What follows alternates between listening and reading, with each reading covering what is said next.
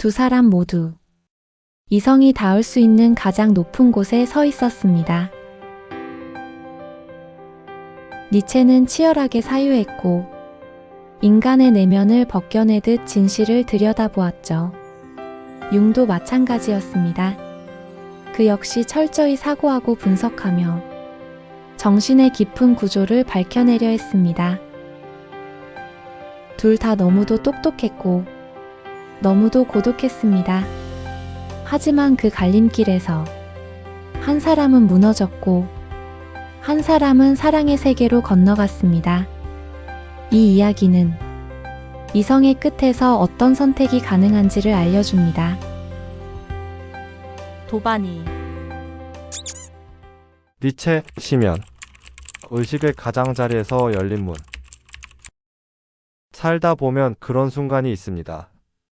세상을 아무리 이해하려 해도 더는 해석되지 않는 지점에 도달하는 순간. 니체에게 그것은 철학이었습니다. 그는 끝없이 질문했습니다. 왜 인간은 고통받는가? 왜 우리는 도덕이라는 이름 아래 무너져야 하는가? 신은 정말 죽었는가? 그는 이성의 칼날로 세상을 해부하며 모든 것에 이름을 붙이고 구조를 세웠습니다. 고통에도 허무에도 인간의 자기기만 해도 논리를 부여하고 질서를 부여하고자 했죠. 하지만 그렇게 끝까지 밀어붙였을 때 어느 날 문득 그는 더 이상 해석할 바깥이 그다지 많이 남지 않게 됩니다. 그에게 세상은 해부되었고 의미는 다 분해되었기 때문입니다. 더 이상 설명할 대상이 남지 않은 곳에 갑작스럽게 열리는 문이 있었습니다. 그 문은 자기 자신 안으로 통하는 길이었죠. 그 문 너머에서 니체는 전혀 예상하지 못한 무언가를 마주합니다. 괴물이라고밖에 표현할 수 없는 무서운 무언가. 그것은 이해되지 않고 논리로 파악되지 않았습니다. 그는 단지 그것을 심연이라 불렀습니다. 그리고 이렇게 썼습니다. 괴물과 싸우는 사람은 그 싸움 속에서 스스로 괴물이 되지 않도록 조심해야 한다. 그리고 오랫동안 심연을 들여다보면 심연 또한 너를 들여다본다. 많은 이들이 이 문장을 해석하려 애쓰지만 그 당시의 니체에게 이 말은 단순한 문학적 표현이 아니었습니다. 그는 실제로 무언가를 보았습니다. 다만 그것이 정확히 무엇인지는 끝내 설명하지 못한 채 완전히 무너졌을 뿐이었습니다. 정신은 붕괴되었고 그의 철학은 거기서 멈추었습니다.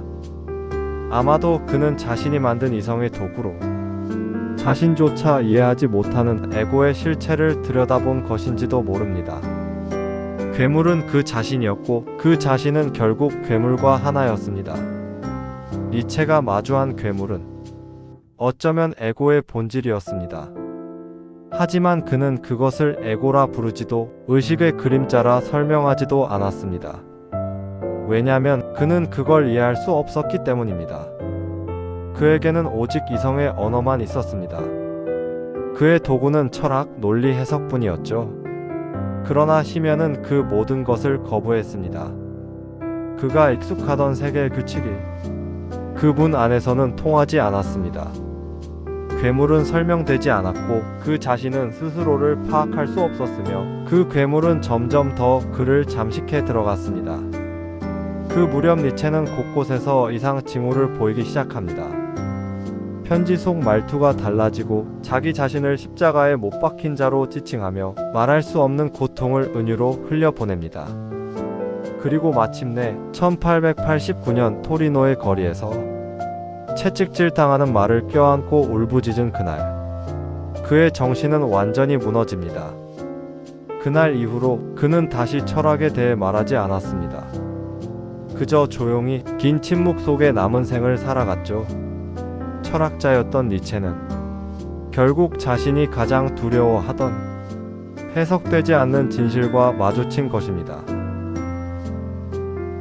그가 마주한 괴물은 그의 내면에 켜켜이 쌓여있던 감정, 억눌린 자아, 해소되지 않은 고통, 그리고 허무 속에서 소리 없이 울고 있던 그 자신이었을지 모릅니다. 하지만 그는 그 괴물을 사랑하는 법을 몰랐습니다. 그 괴물을 바라보며 도망치는 법밖에 몰랐습니다. 이제 우리에게 남은 질문은 이것입니다. 그 문 앞에 서게 된다면 우리는 그 시면을 어떻게 바라볼 것인가? 문 앞에서 멈춘 철학자, 그리고 남겨진 길.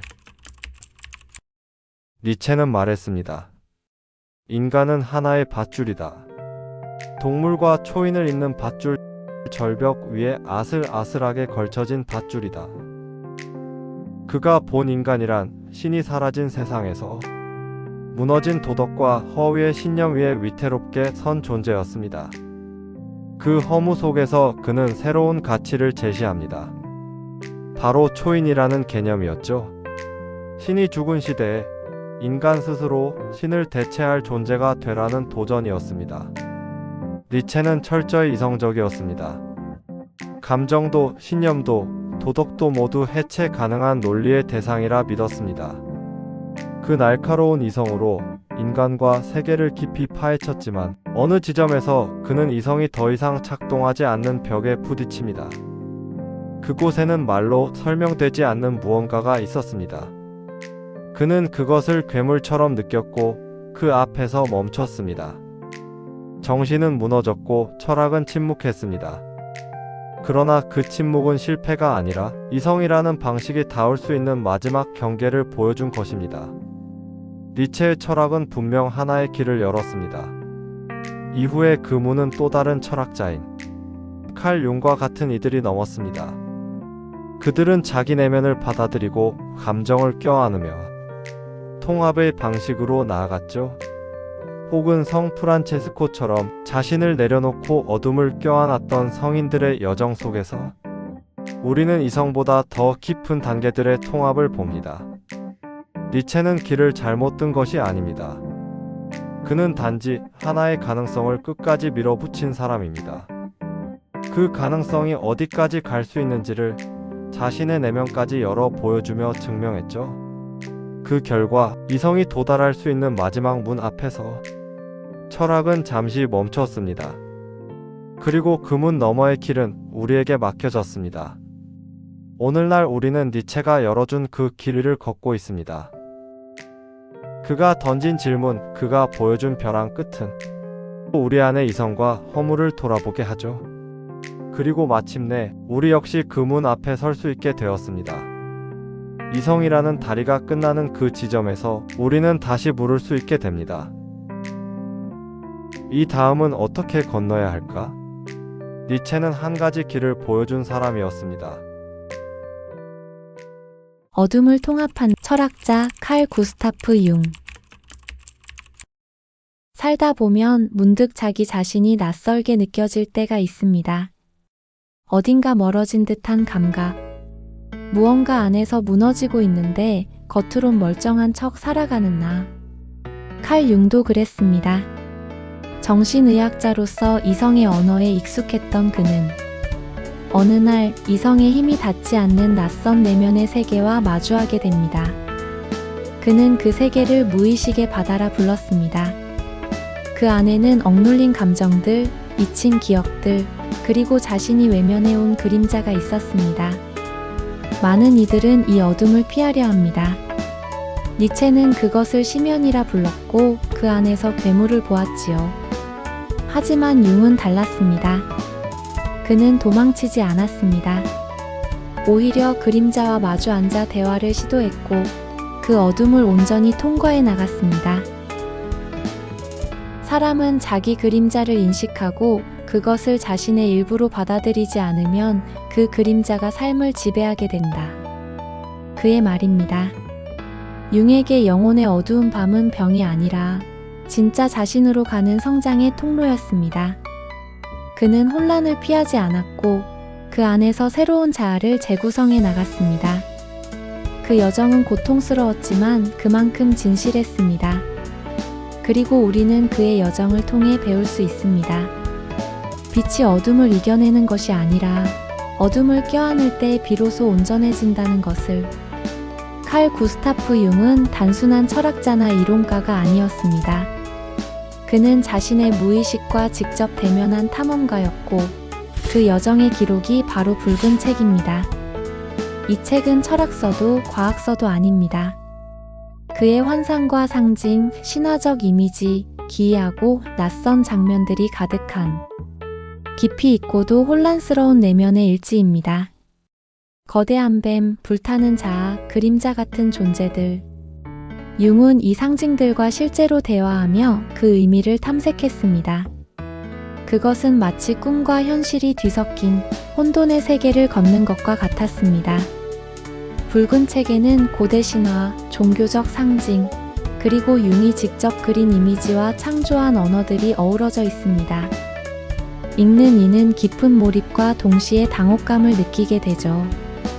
그래서 많은 이들이 이 책을 이해하기 어려운 기괴한 예술 작품이라 말합니다. 하지만 융에게 이 혼돈은 단순한 정신적 혼란이 아니었습니다. 그는 그것을 치유의 언어로 보았습니다. 무의식이 들려주는 진실을 억누르지 않고 오히려 받아들여 자신의 내면을 통합해 나간 것입니다. 그래서 붉은 책은 기록이 아니라 내면과의 끊임없는 대화이자 영혼의 성장 과정입니다. 이 기묘하고 난해한 상징들은 융에게 있어 내면의 어둠을 통과해 자기 자신을 온전히 이해하고 개성화, 즉 온전한 자아로 향하는 길이었습니다. 그는 그 길을 피하지 않았습니다. 무의식은 단순한 감정의 저장소가 아니라 살아 움직이는 공간임을 그는 경험으로 증명했죠. 융은 그곳에서 그림자, 페르소나, 아니마와 아니무스 같은 무의식의 다양한 상징들을 발견했고 그것들을 이해하고 통합하는 여정 속에서 자신의 진짜 나를 발견해 갔습니다. 그 과정은 고통스럽고 두려웠지만 그는 그 모든 목소리들을 억누르지 않았습니다. 이성이 해석할 수 없는 내면의 메시지들을 사랑과 존중으로 껴안으려 했습니다. 그것이 진정한 자기 자신을 향한 길이라는 것을 그는 자신의 심장과 붓으로 써내려간 것입니다. 융의 여정은 단순한 철학적 사변이 아닙니다. 그는 직접 영혼의 어두운 밤을 지나 허무와 분열을 넘어선 새로운 길을 제시했습니다. 그 어둠을 통과해 나온 자만이 진정한 빛이 무엇인지 말할 수 있습니다. 그리고 융은 그 길을 먼저 걸어간 사람이었습니다. 사랑을 철학한 철학자와 철학을 사랑한 철학자. 오늘 우리는 그 어둠 속에서 각자의 길을 걸었던 두 철학자와 그들의 영혼의 이야기를 꺼내보려 합니다. 니체와 융, 이성과 무의식, 절망과 사랑 사이에 선 두 사람.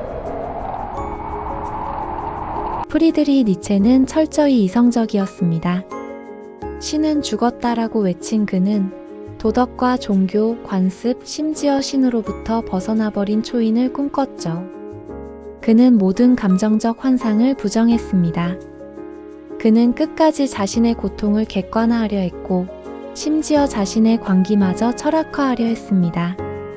하지만 결국 그의 내면에 있던 심연은 통합되지 못한 채 그를 무너뜨렸습니다. 칼 융은 달랐습니다. 그 역시 논리와 이성의 세계에 살았지만 그가 만난 환자와 자신이 만난 꿈은 이성을 넘어선 세계를 열어주었습니다. 무의식, 그것은 단순한 정신의 하수구가 아니었습니다. 그 안에는 모든 인간의 진실이 있었고 그 진실을 마주하려면 자신의 그림자와 눈을 마주쳐야 했습니다. 융은 말합니다. 통찰만으로는 그림자를 통합할 수 없다. 사랑이 필요하다. 그는 실제로 무너졌습니다. 정신의 어두운 밤을 지나며 환청과 환각, 무의식의 홍수를 경험했죠. 그러나 그 경험 속에서 그는 하나의 결론에 도달합니다. 내 안에 있는 신성은 나를 무너뜨리지 않았다. 오히려 나를 통합시켰다. 융은 사랑으로 무너졌고 그 무너짐 속에서 진정한 인간 전체성을 본 것입니다. 니체는 사랑을 철학했고, 융은 철학을 사랑했습니다. 니체는 이성의 칼을 들고 감정과 신을 도려내면서도 결국 자기 자신은 구하지 못했습니다. 융은 그 모든 것을 도려내던 칼을 내려놓고 눈을 감은 채 무의식 속으로 뛰어들었습니다. 그리고 그 안에서 사랑은 분석되지 않아도 존재한다는 걸 배웠습니다. 인간의 전체성은 통합으로부터 온다. 통합은 이성이 아니라 사랑으로 이루어진다. 칼 융. 혹시 지금 모든 걸 이성으로 해결하려 하고 있나요? 감정을 억누르고 통제하고 분석하고 스스로를 강한 사람이라고 믿으려 애쓰고 있지는 않나요?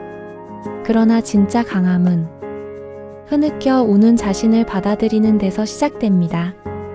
자신의 혼란을 비난하지 않고 바라보는 것. 누군가는 이렇게 말합니다. 사랑이 모든 걸 치유하지는 않아.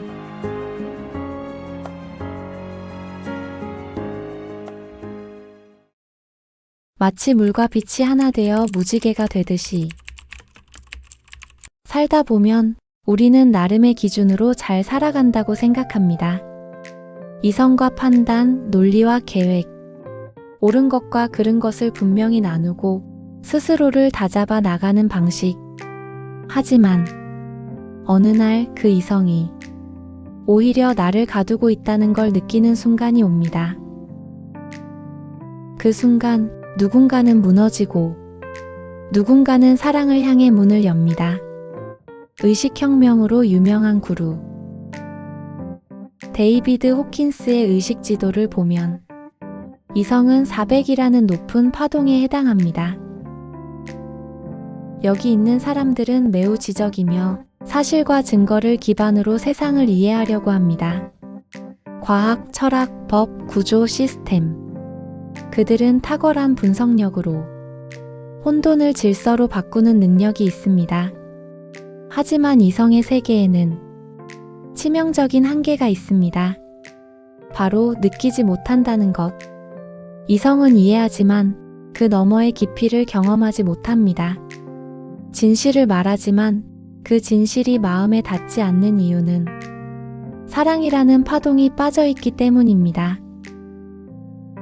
사랑의 세계로 가기 위해 많은 이들은 무너짐을 먼저 경험합니다. 영혼의 어두운 밤, 그림자, 심연. 그 무너짐을 부르는 말은 무수히 많아요. 이성이 예측하지 못한 상실, 논리로 설명되지 않는 감정의 파도, 왜 이러는지 모르겠는 나와의 만남. 이때 우리는 흔들립니다. 그리고 묻습니다. 정말 이게 전부일까? 내가 이해한 세상은 왜 이렇게 차갑지? 내가 알지 못한 또 다른 차원이 있는 건 아닐까? 여기서 많은 사람들이 멈추고 맙니다. 무너지지 않기 위해 다시 이성으로 도망치죠. 하지만 용기 있는 사람은 한 걸음 더 나아갑니다. 그들은 경험의 길을 택합니다. 바로 사랑의 세계로 들어서는 문턱입니다. 호킨스는 말합니다. 사랑은 감정이 아니다. 사랑은 하나의 상태이며 존재의 방식이다. 사랑에 파동되는 논리를 초월합니다. 여기서 사랑이란 연애나 감정적 유대가 아닙니다. 이 파동에서의 사랑은 있는 그대로를 받아들이는 포용성, 옳고 그름을 넘어선 이해, 통제 대신 신뢰, 증명보다 경험에 기초한 삶입니다. 이 단계에 도달하면 사람은 외부로부터 평가받지 않고도 자기 존재를 충분히 느낄 수 있게 됩니다. 그리고 마침내 그토록 오랫동안 갈구했던 자기 수용에 이르게 됩니다. 많은 사람들은 이성과 사랑을 대립된 개념으로 봅니다. 하지만 통합이란 이성과 사랑이 만나 하나의 의식으로 작동하는 상태입니다. 이성은 여전히 유용합니다. 그러나 더 이상 지배하지 않습니다. 사랑은 모든 판단의 전제가 됩니다. 이때부터 우리는 무엇이 옳은가를 넘어서 무엇이 진실한가를 느낍니다. 사랑의 눈으로 세상을 보면 어떤 사람도 어떤 상황도 이해할 수 없을 만큼 복잡하지 않습니다. 왜냐면 사랑은 분석하는 것이 아니라 연결하는 것이기 때문입니다. 그것은 마치 물과 빛이 하나 되어 무지개를 만드는 것과도 같습니다. 이성과 사랑, 논리와 감정, 두려움과 신뢰, 그 모든 것이 나라는 존재 안에서 하나로 녹아드는 상태. 호킨스는 말합니다. 사랑은 단지 고요한 감정이 아니라 모든 것을 초월하게 하는 힘이다. 이성에서 사랑으로 가는 길은 결국 자신을 내려놓고 다시 품는 길입니다. 우리도 그 어둠을 마주하게 된다면 니체는 이성의 절벽 끝에서 초인이라는 이상을 외쳤습니다. 하지만 그는 사랑이 빠진 초인의 무게를 감당하지 못했고 그 자신은 끝내 그 이상에 무너져 내렸죠. 융 역시 그 절벽 끝에 섰지만 그는 거기서 멈추지 않았습니다. 그는 사랑과 상징, 신성의 이미지들 속으로 걸어 들어갔고 그 어둠 속에서 내면의 통합과 신성의 가능성을 발견했습니다. 철학자인 두 사람 중 한 사람은 사랑을 철학하려 했고 다른 한 사람은 철학을 사랑했습니다. 우리는 이성의 끝에 다다랐을 때 어떤 선택을 할 수 있을까요? 사랑 없는 진실 아니면 진실에 깃든 사랑. 그 갈림길은 지금 당신의 마음 안에도 있습니다.